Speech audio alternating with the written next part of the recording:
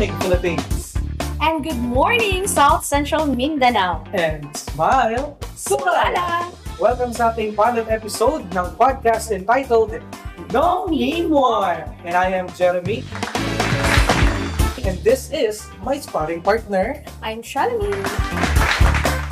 And today, siyempre, partner sa ating pilot episode. Ano bang what is in store sa ating pilot episode? Alam mo ba, partner, today is amazing day para sa ating lahat. It's because meron tayong special guest. Sino naman kaya yung special guest na yan, partner? Hindi ko na alam. Alam mo yan. Sure akong alam mo yan. And the best yun para sa atin ngayon kasi nabalitaan ko, partner, that she's the best among the best. Ah, yes. I heard, partner, nag-top 1 ba to? Wow! Top 1, imagine. Ano kaya yung top 1 doon sa partner? Siguro, mamaya na.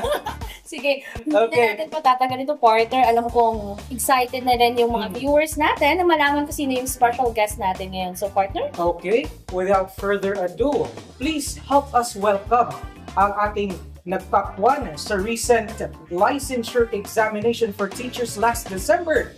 Please help us welcome Ms. Shiva Bionat Avenido. A round of applause, please. Hello po.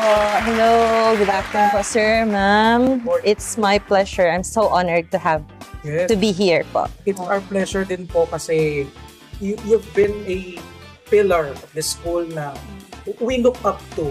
Top 1 in the whole Philippines. It's very hard to attain that certain kind of achievement. Especially, 94% yung rating ni ma'am. During my time, 75 ako, okay na ako yung yung iba kasi, parang happy-go-lucky din. Ako actually, pag makakakuha ako ng 75 na grade, okay na yan. Pero Ma'am Shiva, grabe ang lakas at grabe yung angat, yung tiwala siguro sa sarili, 94 and top 1. So, partner, imagine, magiging ganun ka, maraming tao, yung mga nag-take ng exam, pero ikaw yung naging top 1. Kasi, when you take board exam is, most of the time siguro, you think of yourself But without knowing it, parang more like competition din siya, kumbaga. Yes po. Yes in any way. But, this is the first, or this is the important question for you. What do you feel? Ano ang nafe-feel mo ngayon na top 1 ka in the whole Philippines? First of all po, I'm so happy talaga.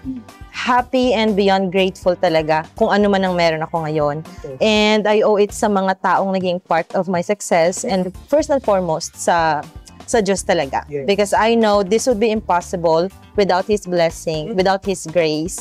So, yun. At the same time, syempre, there's a bit of pressure na rin. Yeah. Because, of course, to be a top-notcher, I bring it with pride, but at the same time, syempre, mataas ang expectations. Yes, and I have to live with that, so I hope I can.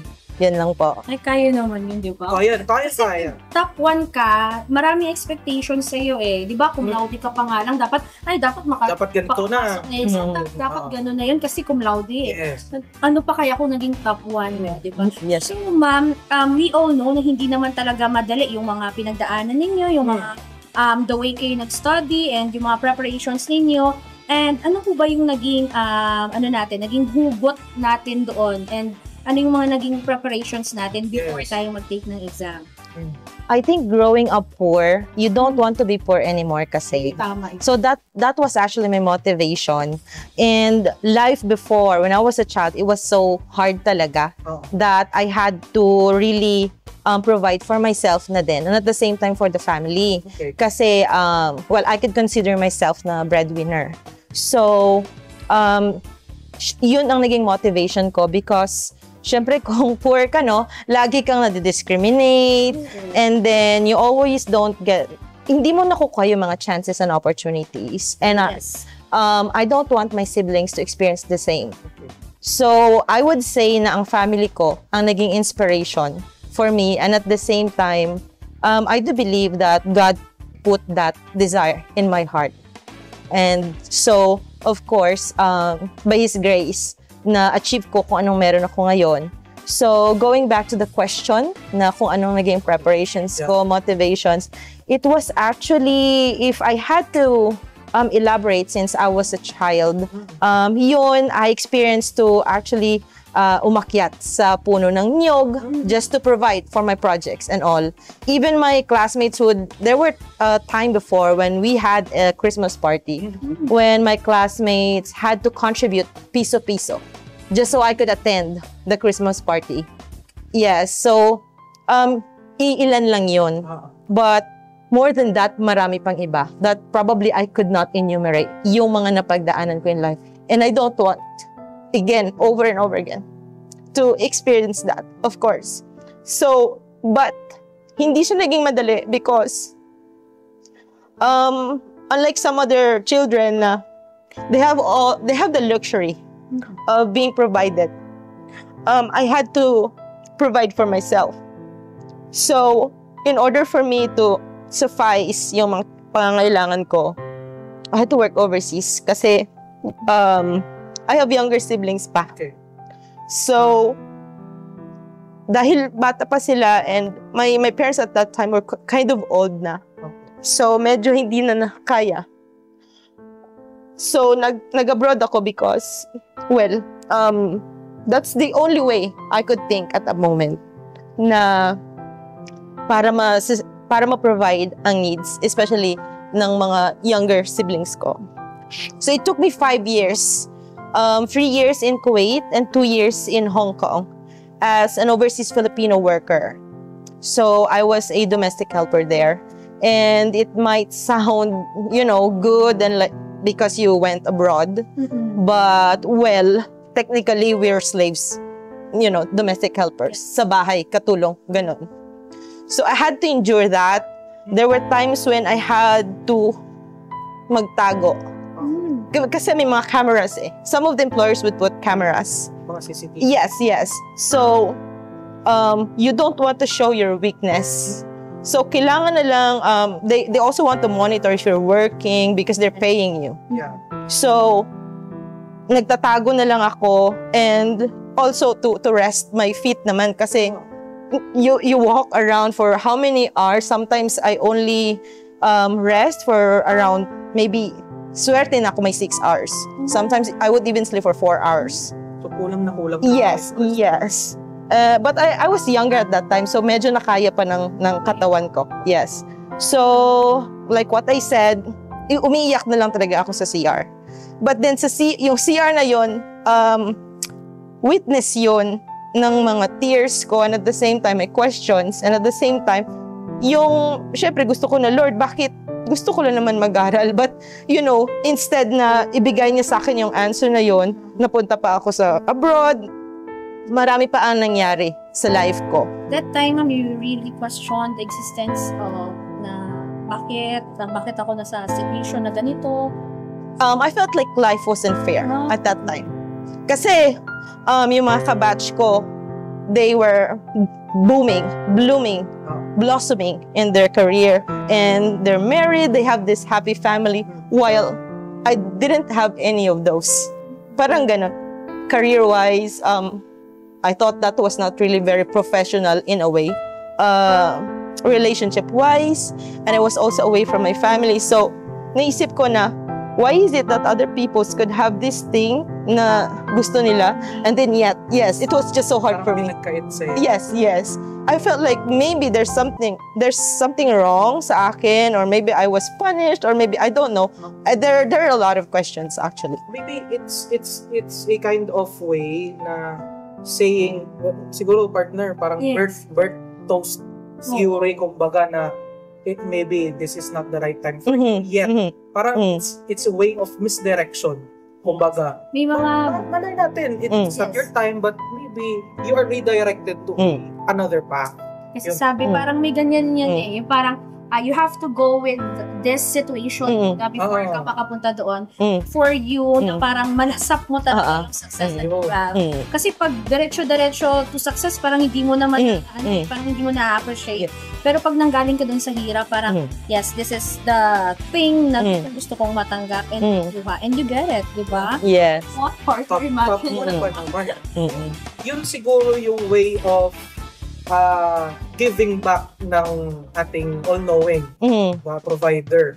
And to think na yung mga pinagdadaanan niya, it's very, para sa normal na mga tao, like ako parang ano din na diba? Imagine ko na ay ganito pala yung na-experience ni Shiva sa abroad. Parang LDR din kayo ng family niyo. Super. And you are being tested many miles away sa family mo and loved ones mo. And what is your turning point na this is the right time for me to shift my career? Siguro sacrifice ko muna yung career and I will focus more on my education. Yeah. Ano yung turning point ninyo doon? It just so happened, I believe that was God's will for me. Because at that time, everything was just blank. Kumbaga, I cannot see the bigger picture during that time kasi kumbaga, hindi naman natin makikita na, ito yung magiging kalalabasan. That's why yes. So at that time, I had my employer, like I broke the contract for some reason. That was when I was in Hong Kong. So I told her na there's a bit of misunderstanding between us, but that was a bit of a way naman, naging way siya. So I went back to the Philippines because at that time kasi I heard na that would be the last year sa aming year na hindi na kami mag-undergo ng senior high school kasi old curriculum kami. So I have to go back to the Philippines kasi sabi ko, I don't want to undergo senior high school, like additional 2 years. Yes. And naisip ko, I was actually thinking, paano ko mapoprovidean yung sarili ko? Kasi I used to work overseas and earn that money. Pero, sabi ko, sige lang, push lang. And it also happened na yung Holy Child Center Colleges, they're offering this scholarship and everything went smooth sailing naman. And then, ayun, nakagraduate. Holy Child Center Colleges Incorporated has been a big part of this success as well. The learning opportunities, the accessible education na more likely hindi ko siguro maa-achieve kasi sa Sorala at that time siguro pa lang naman ang dito college, diba? So Holy Child was one of that. And it was just so near my boarding house as well. And bilang working student, so it was really so flexible and at the same time accessible sa part ko. So, I think that was the turning point. Yes po. Mga turning point talaga nang mangyayari sa kaya natin. And upon hearing the story of Ma'am Shiva partner, parang enlightenment. Yeah, yung parang nakaka-relate ka din na yes, parang ako din ginawa ko din yan and it so happened na you have the same stories to be shared and parang pag naririnig mo yung story niya, parang ma-uplift ka talaga na kung siya nga, yun yung mga pinagdaanan niya, she strived harder, tayo pa kaya, di ba? Nakaya ni Ma'am na ma-overcome yung mga problem or let's say mga hurdles in life. Tayo pa kaya na merong hurdles din. Pero may kaya partner. So, Ma'am Shiva, di ba during the preparations, during the examination, kasi way back din, nag-take din ako ng licensure examination for teachers. So, yung the way kasi ako nag-aral dati, parang once in a month lang ako pumapasok sa review and then matulog. Kaya siguro binigay ni Lord sa akin yung top 1. Sabi ni Lord, sige, matulog ka lang dyan. we all need rest naman. So, siguro yung sa akin part. Sa rest?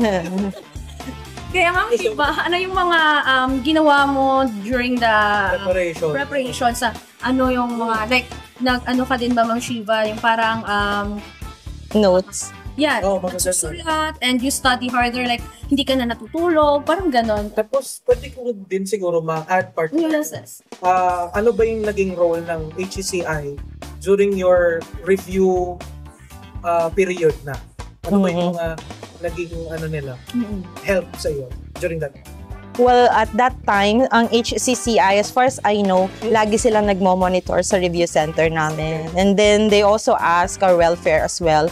So, the fact na kumuha sila ng review center, was the review center na known na to provide for us this holistic na sa aming preparation para sa aming review, that was a huge help na.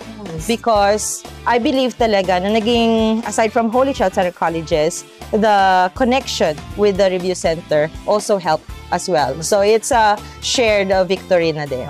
Yes. So this time, partner, we will be having our segment. May papakita si partner sa'yo na 2 pictures. Ayan, 2 pictures. 2 pictures or 3 pictures. Oh, yes. Yes. So, itong segment natin, guys, sa ating mga live viewers or mga listeners po natin, this segment is called What is your message? What is your message? Tapos may ellipsis. Ganun. Kasi kakayak na tayo dyan, partner. Parang. Kasi, what is your message sa mga pictures na i-show ko? Like, this picture, Miss Shiva. What is your message to this version of you? I would tell that version of me that you have been through a lot. And look at you now. You're not the same person. You became stronger. And with faith in God, you were able to achieve what you have right now. No. Mababaw talaga yung luha ko, partner. You need to be strong kasi strong nga sa But actually, it's very touching na ever since she was a kid, yung magiging breadwinner niya, hindi madali. Kasi I've heard stories din on my part sa aking mga relatives din, no, ng mga breadwinner. Kinakailangan mong kung sa lukarbaw ka na, diba? Baka get ba? Yes, you have to strive harder para sa family mo. Tapos, siguro this is the second picture and the last picture. Siguro. This picture. From that version of you to this version of you. You failed to inspire a message during that time because I hope to have that message during the graduation. However, God gave me this time wherein God gave me this many opportunities, the media, podcast maybe, na mas ma-widen pa in a larger scale yung story ko pala. So imagine, I didn't know at that time na hindi pala, that wasn't the right time yet. Yes. Because God gave me a bigger opportunity to share my story. In a wider perspective. Yes. Wider audience. Yes. And I hope, Miss Shiva, that you will inspire more people with your stories. Hindi lang yung viewers natin, but around the world. And diba? speaking of which, include ko na lang siguro, partner. Yes. Sa ating mga nanonood, nakikinig na mga audiences, especially mga mga students from Holy Child Center Colleges Incorporated, from the Basic Education Department, mga senior high school, mga K-12 students natin, and sa mga college students. Yes. Ano ang advice mo sa kanila? Yung mga nag-a-aspire na maging top-notcher din katulad mo. Ano po yung mensahe mo sa kanila? Advice? Sa mga aspiring na students or probably even those who once failed, I would suggest them to keep pushing forward. Sometimes we do fail. Hindi naman all the time we always get perfect maybe, or it's not all the time na lagi tayong nasa top. Okay? Because the process can be painful. It can also be long. But when we endure and we put our hard work, we have our fervent prayer. And also, with that fervent prayer, syempre gagawin din natin ang lahat ng ating makakaya because gaya nga ng sabi nila, no, you have to do your best as well. Don't just ask, but you have to do your best as well. And enjoy the moment with humility. Because after all, even this prestige, it can be passing. And my name might be erased. But our impact, I think that's the most important thing. Legacy. Yes. And I do agree with her partner, no? That's really inspiring message and the story of Miss Shiva. She really brought us the light. Yung parang ganun yung Parang yes. Parang naging We will torch. follow your path. Path. Hindi naman yung path, pero but Oo. the confidence within herself, yung passion, and yung, ano niya, yung bravery talaga, and the trust and the faith that she has sa ating Almighty God. Diba? Siya ang naging torch in the darkness, Yeah. ika nga partner. And siguro may include na lang din ako with regards sa advice ni Miss Shiva na sa mga students, kailangan mo ng prayer, hard work, and study. So, the quote is, faith without work is dead. Yes. Parang gano'n. Tama yun. Yung faith mo, yung pananalig mo is parang iaasa mo na lang lahat. About more on your part na kailangan, You do that. as a student, kailangan mo din mag-study. Yes. So, hindi siya akma or unequal sa ako. Yes. So, thank you, Miss Shiva, for Thank you, sir. Na. and lahat na inspire mo sa iyong kwento. But this time, I know medyo kumirot yung mga Yes. story. Yes, But yes. this time, we will do another segment ng ating podcast. This is the highlight. Yung highlight talaga to. Kasi Yes. Talaga. natin deeper dito si Ma'am Shiva. Yes. Ang ating fast talk. Fast. Sige. Dito, Miss Shiva, may babasahin ako. Piliin mo lang yun. Okay? Fast talk. Yes. Dapat nag-isip-isip to Miss Shiva. Mga bells na yan. Sige. Ready? Yes. Okay. Hindi siya tapwal. Siyempre. Okay, first natin, Ma'am Shiva, public or private? Private. Oh, Yes. chocolate or boyfriend? Boyfriend. Kasi bibili si boyfriend. Yun. Mainit or malamig? Yung panahon. Malamig. Malamig. Yes. Yun tayo. Para yayakapin ko. During nag-aaral ka, Ma'am Shiva, in bed or sa table? Table. Sa table. Lights on or lights off? Lights on. Nagsa-study. Singing or dancing? Singing. Aircon or electric fan? Aircon. Books or movies? Books. Okay. Pag nag-aaral ka, Miss Shiva, with the music or without music? Without.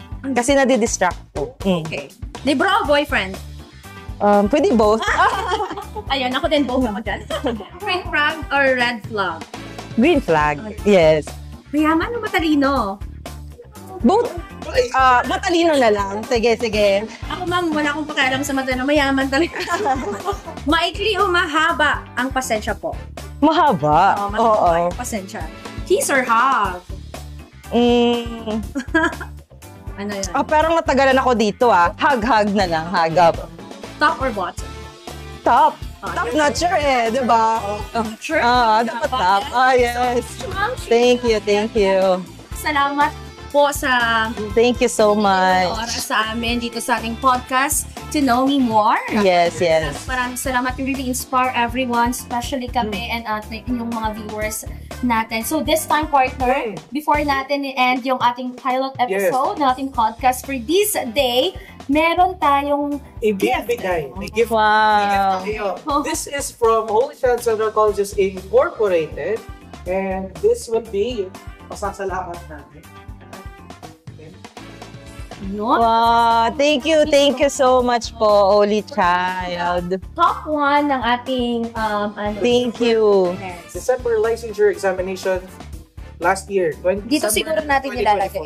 Yan. Ayan, thank you so much po. Thank you so much. Siyempre, Holy Child Central Colleges Incorporated would like to thank you for the yung pride na binigay mo sa kanila, and of course for gifting Holy Child and for promoting Holy Childs not only dito sa South Cotabato but in the whole Philippines, na mas nakilala ko yung Holy Child. Eventually, whole world. Yes! Top 1. More pa yon. You are the beginning pa lang ng success. More success pa ng Holy Child. I'm so grateful to, because I know Holy Child is also part of this success. Yes. So I hope I was able to give back sa Holy Child, and I'm so grateful na naging part ako ng institution na ito. Thank you so much.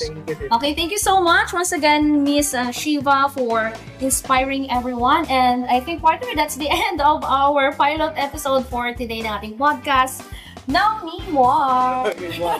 Okay, so that concludes our podcast for this day. Ang ating Know Me More, and this has been Jeremy, and my sparring partner, Shalini, and together with us, Miss Shiva. Shiva. And see you again po sa aming next episode. Update lang po, follow po kayo sa aming Facebook page and sa aming YouTube page and for more details and for more episode pa natin. Stay tuned. And syempre, baka may cliffhang sila. Stay tuned lang sa ating next guest. Sino kaya yun, partner? Yes, I guess. Guess ka lang muna natin. Mas malalaman nila yan sa susunod pag nag-aabang sila sa aming partner. So let's end our podcast for this day. And thank you so much sa ating lahat. See you again next week. Bye-bye! Bye-bye!